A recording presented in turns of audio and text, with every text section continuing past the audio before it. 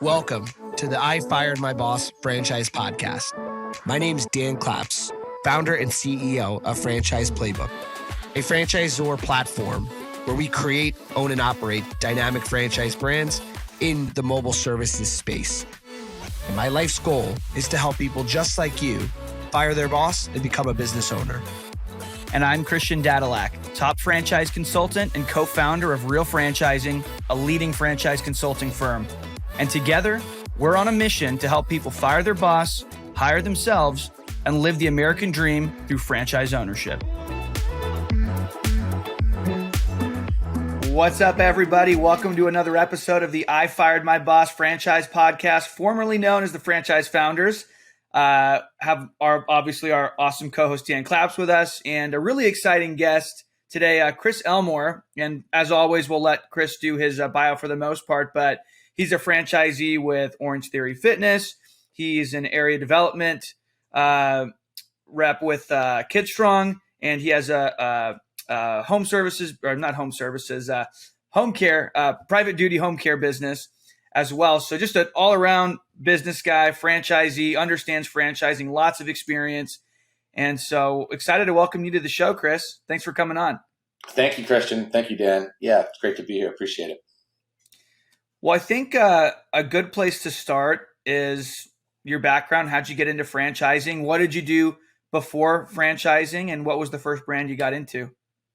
Yeah, so my career was really advertising on the creative side. So I worked in various sized advertising agencies kind of up and down the East Coast from college really on up until I got into my mid-30s, mid to late 30s. And I just had some peers that were, just doing amazing, in their life. And I kind of was looking around and I was doing well, but I guess I just felt like there was more, more for me to fulfill, I guess, in a way.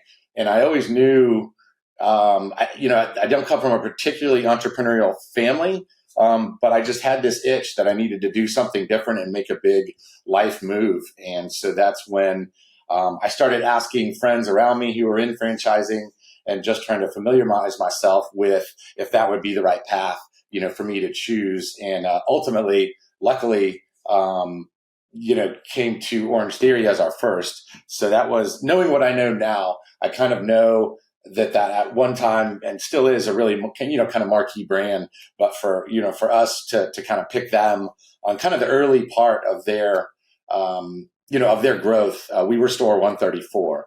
And so, as you guys probably know, like the country sold out pretty quickly, and we were happy to get the two that we did. We, not having been an entrepreneur before, we were just happy to get anything and get approved for an SBA loan, because that was probably the biggest hurdle that we faced. And it's probably a big hurdle that I'm guessing a lot of your listeners do too, in order to get that franchise going. Sorry, I missed, you said franchisee number? 134. 134. Yeah. And 134 and 398, I want to say, but I think we were in the first, we got in 2014, I want to say. So we just renewed our first franchise agreement at 10 years. So that's how long we've been with the brand.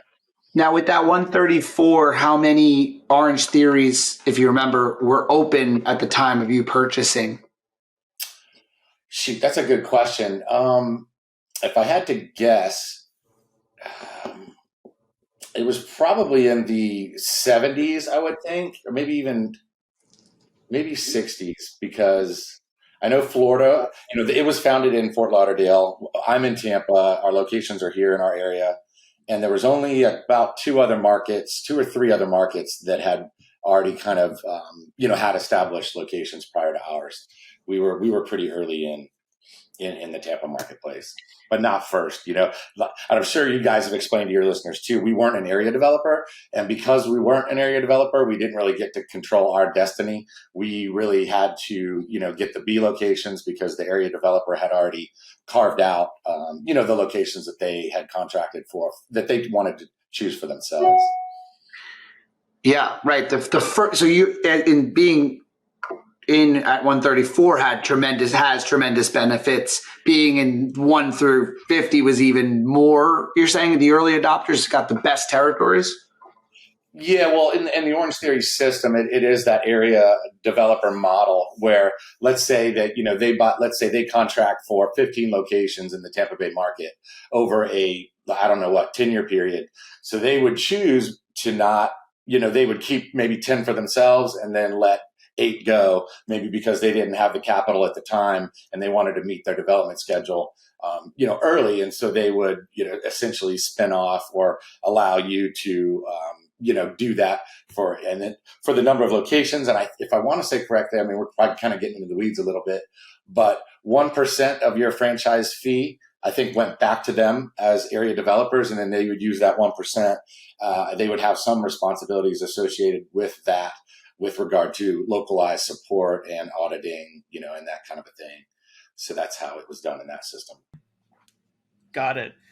So I'm curious. I mean, obviously Orange Theory Fitness, incredibly successful brand, probably, up there with, I guess in the boutique fitness space, when I think franchising, I think McDonald's, I think Taco Bell, and obviously all the food concepts, but within fitness, I think about Orange Theory and some of those others.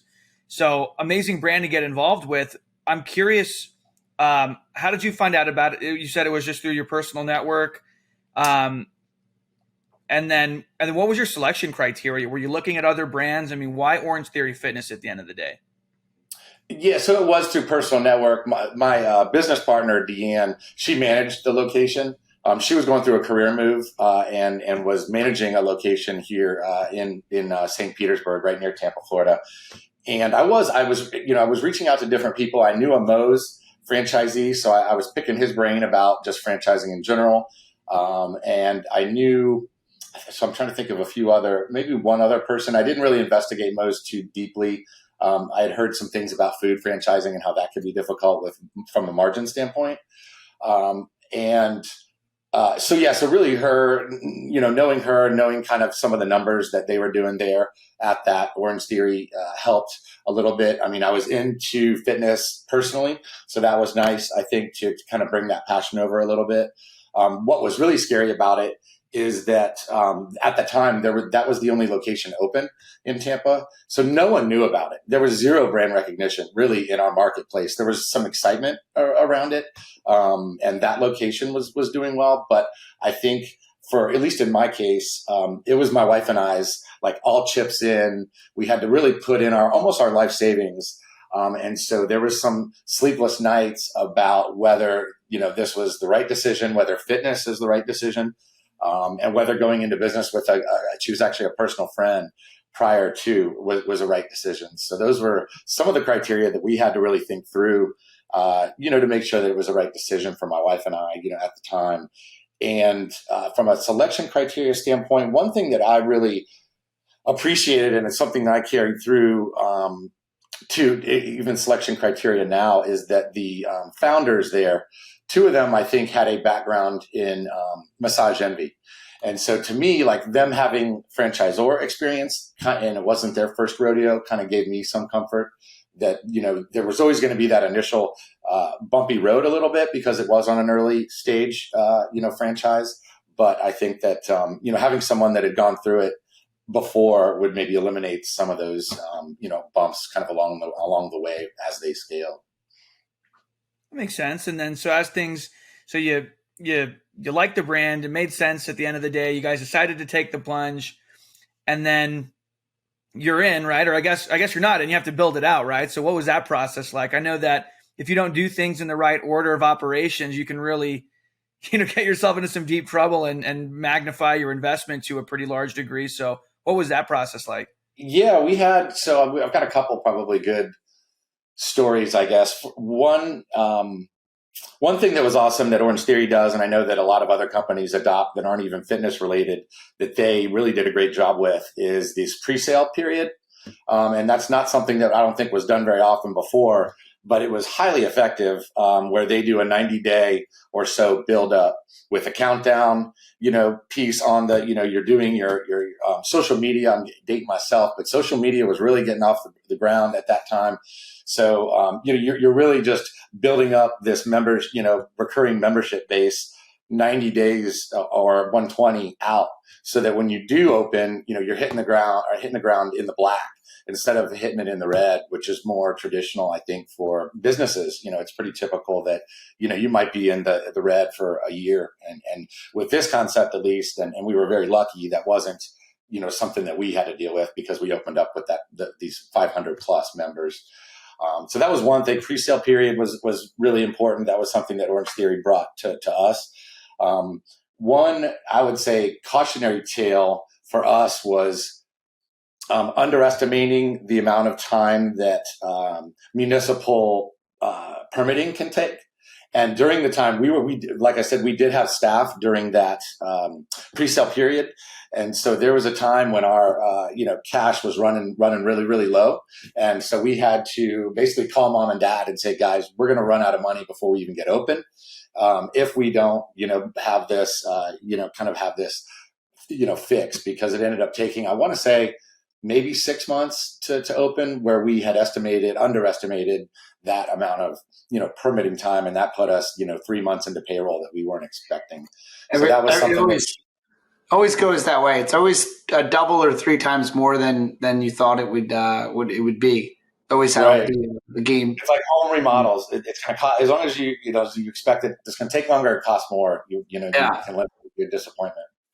Everyone told me the same thing with being franchise. It's like, they say what number, I tripled the number, because like that, no way. It's going to take triple. So, definitely that's probably the most dangerous thing, is just make sure you have enough capital, in the beginning to protect yourself, because there's always going to be some things that happen.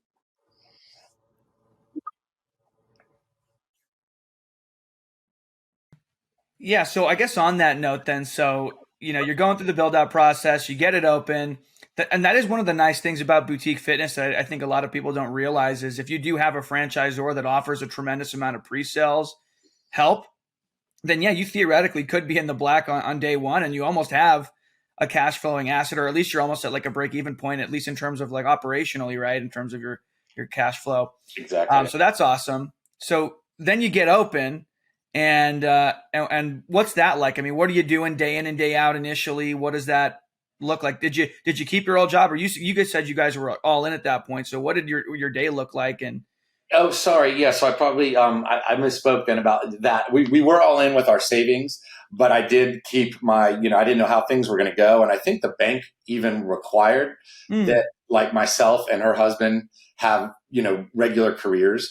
Right. We had never received a big bank loan like that before, and so that it was the biggest. I think that's really probably the biggest reason why a lot of people want to go into franchising, but then they see that big dollar amount and they talk to 4 of their local banks, and then they all get they get turned down 5 times, and then that's it. That's the end of their dream. We did the same thing. We had 6 different local banks kind of laugh at us a little bit, because we didn't have the it's like, if you need the $1 million or you need the 500,000 and you don't have the 500,000, it's a bit of a chicken or the egg thing. But we eventually got past, I think, just through networking and through, with some help. I think we basically networked with somebody out of state that was just hungry and able to make the deal, happen. So I would just definitely encourage your listeners to keep going and go beyond your local marketplace, from a loan standpoint, if you're having trouble, and just keep going. It might take 10 different tries before you get accepted, by that SBA loan company. And so, sorry. So to go back to the original question, I kept my career for probably 2 years. Deanne was always, my partner was always going to be the operating partner. She had the experience in managing a location already. She still does take and took a salary. So I would say that's something that, your listeners need to account for, of course, with your projections. If you're not going to be running the business and it's going to be your, I guess, payroll, if you're going to be paying someone else, that obviously has to be accounted for, to make sure that the numbers will all work out. So I really didn't have myself needing to necessarily be paid, of course, because I did have my career. But we did factor in a salary for her, right out of the gate, and had to make sure that was going to work out. So you were able to start more or less semi-absentee from the get-go. I was, with my marketing background, I took those kind of responsibilities off of her shoulders. But essentially almost out of the gate. That was by, I guess, necessity and design to do that. And I've kind of carried that through in these other two businesses that I've had. They've all been partnerships, and they've all worked out, so far. But I've never been that operating person. I didn't have a lot of operational background, but what I could offer, was that kind of marketing background. So then so you're helping with the marketing, things are going well. What were some of the biggest challenges though? Obviously, I'm sure there were things that came up. I mean, as you were operating, once the build out's done, I'm sure that was challenging enough, getting open, all those different things. But once you're actually up and running, pre-sales are done, what did that look like? Dan, did you have a question?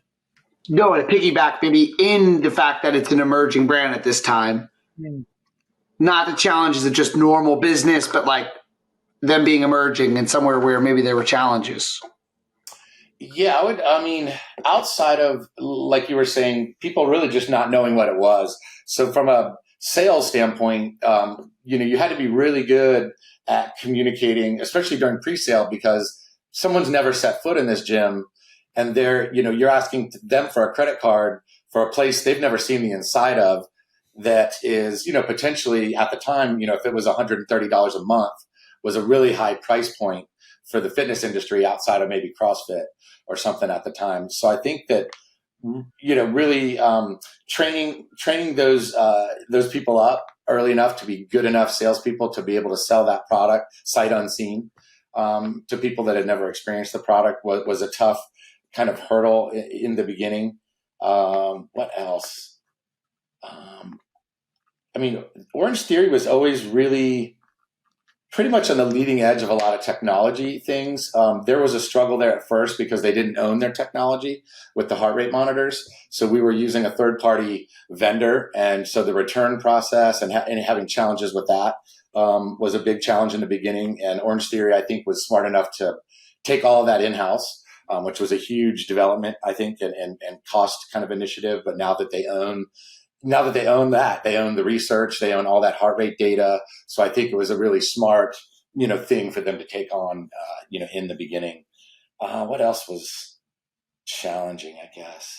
It was, like you said, there really weren't a lot of challenges from a sales, perspective out of the gate. It was really hot here in the Tampa market.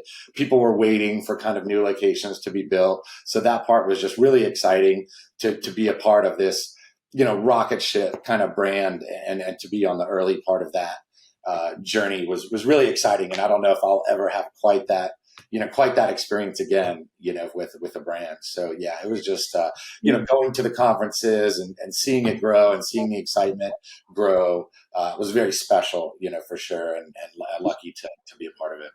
I got a question for you. Looking back in hindsight, what were some key indicators or, what do you think, how do I put this? How did you identify, maybe how did you identify this thing's going to be big? I'm going to buy it now, but more so looking back, why did the business succeed so much? Was it the leadership team? Was it the first to market? Like, what do you think really ended up being the reasons? Yeah, when we picked them, like I said, they were not, you couldn't tell that they were going to explode like they did. And really their first couple studios didn't really explode.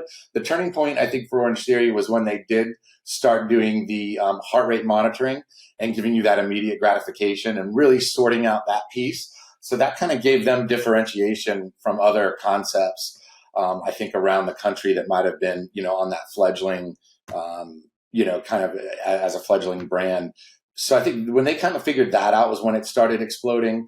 The results for the people from a weight loss perspective, it's like if one person loses 30 pounds, 35 pounds, they're going to tell, 20 people about it. And so I think the results, the word of mouth from a customer perspective helped that. And just really how well the franchisees were doing sold the brand, I think, itself to, and that really created that wildfire across the country. If you've got friends in other part of the country, and I'm sure a lot of people do that are in franchising, they're going to tell everyone that they know, like, look, this thing is crushing it. You need to get one of these areas before it's gone, because it's going to be gone. and it was. I mean, by the time we had the second one, the area rep was like, "We're not selling anymore, so good luck," kind of a thing. And what happened here, what was interesting, people that had worked for the brand here locally in Tampa moved their families or packed up so that they could get studios in Texas, in Oklahoma, because they knew the numbers that these other owners were doing. So it was a pretty fast kind of feeding frenzy because the margins were great. And, and so I think that really fueled the growth. But when we jumped in, we didn't, we had no idea it was going to, I don't think anybody would tell you they knew that it was going to be like that. And what it did do. Yeah. No, it's interesting because, like, to me, when I think about Orange Theory, I think about that they really consolidated a fragmented market. They said, if you want to go to boutique fitness, before boutique fitness was so big, right? So it was like, hey, boutique fitness is all these fragmented mom pops, or you can go to Orange Theory. Like, that became like the boutique, one of the boutique fitness giants. And that's what, like, Massage Envy did for massage, like a massage in every corner. You have expensive massage, cheap massage, Massage Envy. Dunkin' Donuts, consolidation. And it goes on, but like, that's how I look at Orange Theory. And any brand that really explodes, or they come into the market and they provide a completely new way of doing things, or a really unique branding and disruptive branding. It was a little bit of all that. I mean, Ellen Latham is the creator of the workout, and she had I think the story goes that, she had a killer workout studio that people were just dying, tons of members down in Fort Lauderdale. And that's when the founders approached her and said, listen, we think if you could adapt your model, that she worked with exercise scientists to create. So there was this kind of like deep science component it was a little bit of that. The branding was good, owning that color. One of my mentors, Terry Blachek, he's the one that came up with the orange bikes. I don't know if you guys knew about that whole thing. And so that guerrilla marketing was really brilliant. So yeah, they did.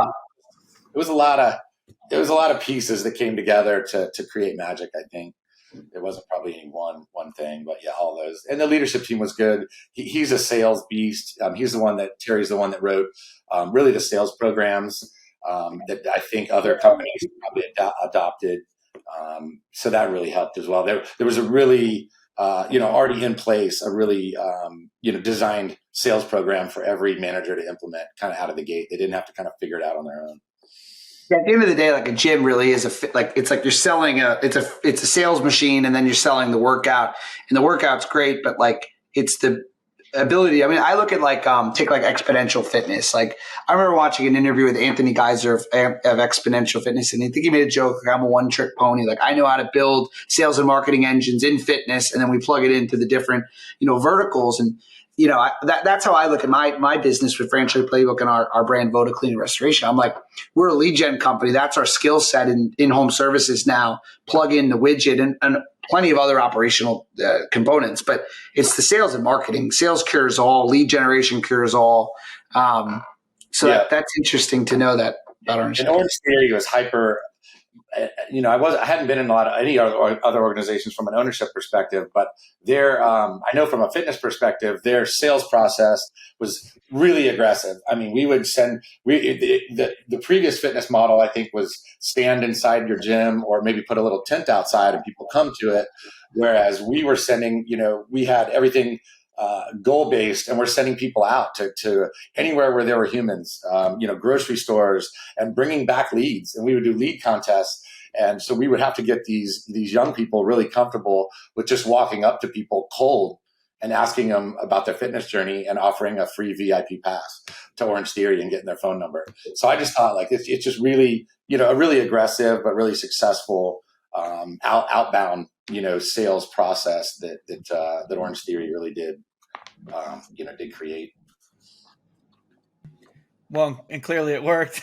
So. It does, yeah. It's funny, the new franchisees, it's like once the brand got really established, I think a lot of the new franchisees maybe didn't have that as aggressive of an approach because they didn't have to kind of build the brand and explain the brand the way we did. They kind of were like, oh, it's Orange Theory, we're going to build one and we'll have 700 members. And I think like that was probably a challenge as the brand grew to everybody maybe isn't quite as hungry or, willing to do those really hard, outbound, aggressive, kind of tactics. And maybe we're thinking that it would just come to them a little easier. And that, that's not always the case depending on where your location is. So. No doubt. Yeah, I think also it depends on how early or late you are in the system. I think there's different personality types. Obviously, if you're more of the accountant, engineer type person, you're likely not going to be super entrepreneurial. Or if you are, you maybe don't want to be in an organization or early on enough where you need to help create the brand and be more aggressive and be that salesperson, or at least run a business where that is, you're overseeing that type of aggressive sales tactics, but it works and it's what's necessary. What I'm curious about is, you mentioned, I mean, I don't know what the where it kind of caps out at the unit level with Orange Theory, but have they just all consistently grown? Have you seen it get to a point where, it kind of caps out, or do you believe that it's, it's possible to keep incrementally growing each individual unit that you have? I think that for us anyway, personally, that I think for the first time in a long time, some of the brand is facing some like challenging headwinds. Coming out of COVID, there was a really big uptick that I think was really the super loyal, super dedicated members came back, really quickly. A lot of units took pricing higher, due to some of the things that were necessary. But which helped with the revenue. But during, I think, COVID and I think a lot of people recognized it with Peloton and some of the others, that people just created different habits, during COVID, and whether that, and so what we think is, Orange Theory, where that was their everything before, maybe Orange Theory is something now they do once a week, and they incorporate, maybe some of these other exponential fitness brands. Or they incorporate some in-home stuff to maybe save some money. So I think like anytime there's that huge, ripple like that was, people really just, they're just different habits. And then also, there is competition that creeped up. I mean, like Dan mentioned, we were kind of the disruptor for that space. But I think after about 5 years, the F45s of the world and some of these others that weren't around the first 4 and 5 years, they don't, they might take just a little bit of your market share, but if everybody takes 4%, then that can add up to 4%, 4%, 4%, 4%. Next thing you know, you're at, 85% of your, previous revenue. So I know they're still experiencing growth. Really internationally is a big focus. I think domestically it's pretty much sold out.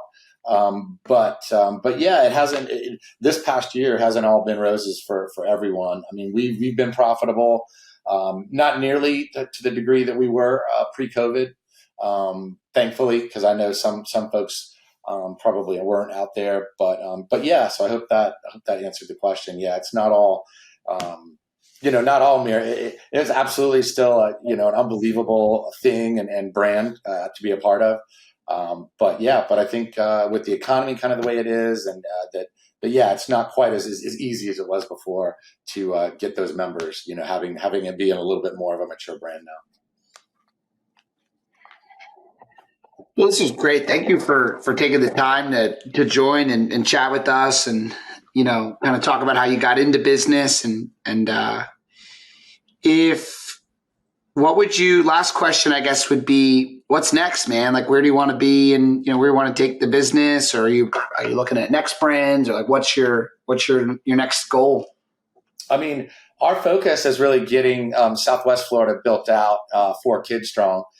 We've had some difficulty finding locations, much harder than Orange Theory, and I think that's just due to the speed with which this part of Florida has grown.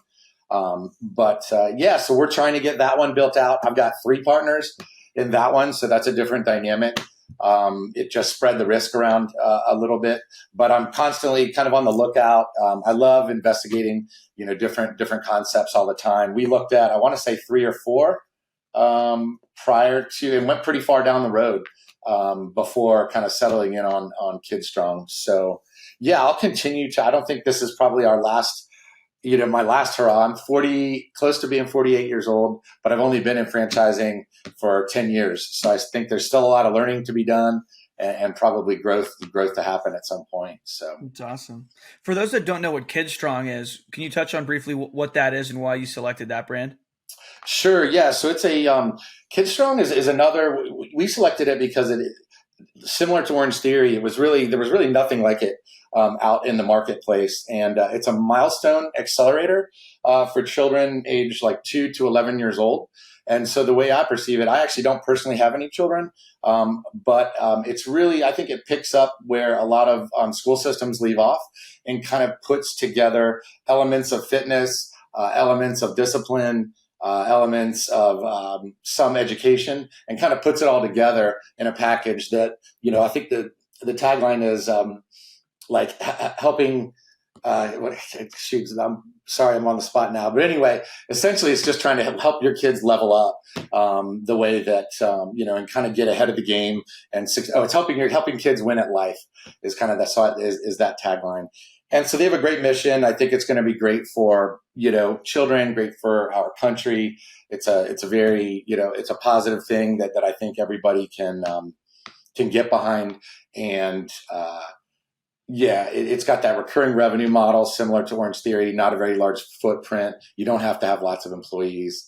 So, it's growing very quickly, kind of the way that Orange Theory did it in the early days in terms of kind of word of mouth and how fast it's growing. So we hope that it has the same success. And I know there's some crossover in some of the, founders and being on the board and things like that. So that should help us in the long run.